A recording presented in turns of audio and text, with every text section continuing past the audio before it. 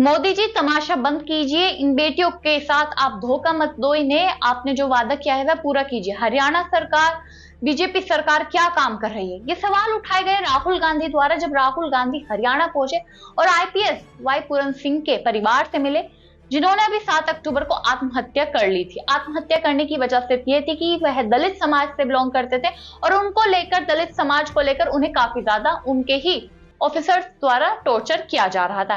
ये उत्पीड़न में पिछले कई महीनों से झेल रहे थे, जिसके बाद उन्होंने एक रात पहले अपनी सारी जमीन जायदाद और एक 8 पेजेस का सुसाइड नोट लिखकर अपने परिवार वालों के लिए छोड़ दिया और एक साउंड प्रूफ रूम में जाकर अपने आप को गोली मारकर आत्महत्या कर ली। जिसके बाद ये मामला थोड़ा सा हाईलाइट हुआ, हरियाणा सरकार के ऊपर सवाल उठने लगे, कार्रवाई को लेकर सवाल उठने लगे कि क्या कार्रवाई कर रही है, 7 दिन हो गए कोई कार्रवाई नहीं की जा रही।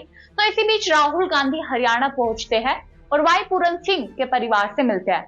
मिलने के बाद वे साफ तौर पर बीजेपी सरकार पर कटाक्ष करते नजर आते हैं और मीडिया से भी बातचीत करते हैं और ट्विटर पर एक पोस्ट साझा करते हुए लिखते नजर आए हैं राहुल गांधी कि आईपीएस अधिकारी वाई पूरन कुमार जी की आत्महत्या हमारे समाज और सिस्टम की अंतरात्मा को झकझोर देने वाली त्रासदी है।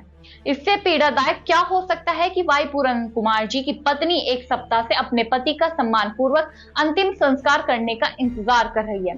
वह उनके बच्चे और उनका दर्द महसूस कर पा रहे हैं। दलित समाज जिस मानसिक पीड़ा से गुजर रहे हैं, इसकी कल्पना से ही मन विचलित हो रहा है। लेकिन कितने पत्थर दिल हैं दिल्ली से हरियाणा सरकार चलाने वाले नरेंद्र मोदी, जिनका दिल नहीं पसीज रहा क्योंकि उनके शासन में ही ये नशरांस जुल्म चल रहा है।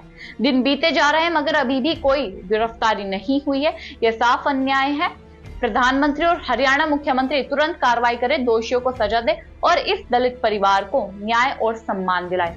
यानी कि राहुल गांधी ने, मैं आपसे कहना चाहूंगी कि राहुल गांधी जी पहली बार ही ऐसे कोई शब्द पीएम मोदी के लिए इस्तेमाल करते नजर आए होंगे कि पत्थर दिल बन गए हैं पीएम मोदी।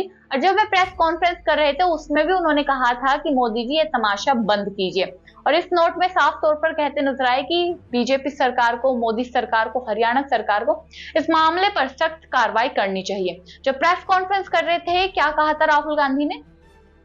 राहुल गांधी साफ तौर पर कहते नजर आए थे कि आपने 2 बेटियों को जो भरोसा दिलाया है उसको आप पूरा कीजिए और इनके पिता का अंतिम संस्कार होने दीजिए। आप ये तमाशा बंद कीजिए। उनके अधिकारियों के खिलाफ कार्रवाई की मांग करते हुए राहुल गांधी ने यह भी कहा कि अधिकारियों पर कार्रवाई कीजिए और इस परिवार पर जो परेशानियां हैं उनको दूरी बनाइए, उन्हें दूर कीजिए। सुनिए क्या कहा राहुल गांधी ने।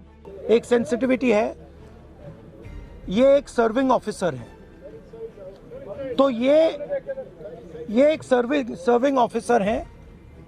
आप समझते हो, देश समझता है कि इन पे कैसे प्रेशर्स आ सकते हैं। कार्रवाई होनी चाहिए और इमीडिएटली इन अफसरों पर एक्शन होना चाहिए।